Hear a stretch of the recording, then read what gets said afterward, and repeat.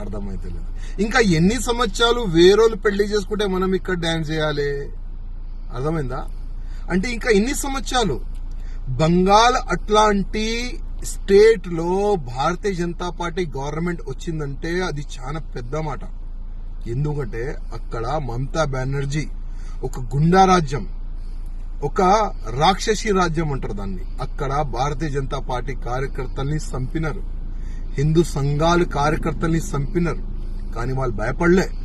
ఎట్టి పరిస్థితిలో బంగాల్లో Bharatiya Janata party government రావాలే, కాషాయం గవర్నమెంట్ రావాలని ఒక సంకల్పం పెట్టుకొని ప్రాణ త్యాగం పెట్టి వాళ్ళు పనిచేస్తున్నారు. అందుకోసం ఇవాళ బంగాల్లో భారతీయ జనతా పార్టీ గవర్నమెంట్ వచ్చింది.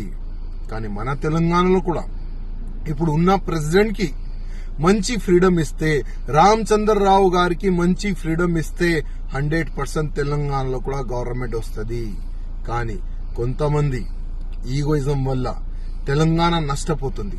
తెలంగాణలో ఉన్న భారతీయ జనతా పార్టీ మొత్తం సర్వనాశనం అవుతుంది. అదే కొంతమంది వల్లనే. నేను ఇప్పుడు కూడా రిక్వెస్ట్ చేస్తున్నా, మీ ఈగోయిజం ని పక్క పెట్టండి.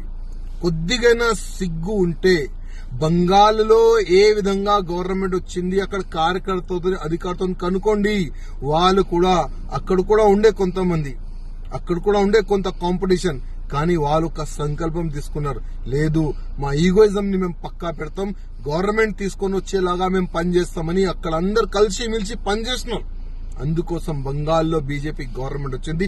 మన తెలంగాణలో కూడా కొంతమంది నాయకులు ఈగోయిజం ని పక్క పెడితే ఇక్కడ కూడా గవర్నమెంట్ వస్తుంది, పక్క వస్తుంది. సెంటర్ నుంచి అంటే మన ఢిల్లీ నుంచి వచ్చిన నిధులు కరెక్ట్ క్యాండిడేట్లకు ఇస్తే పక్క ఇక్కడ కూడా బీజేపీ గవర్నమెంట్ వస్తుంది.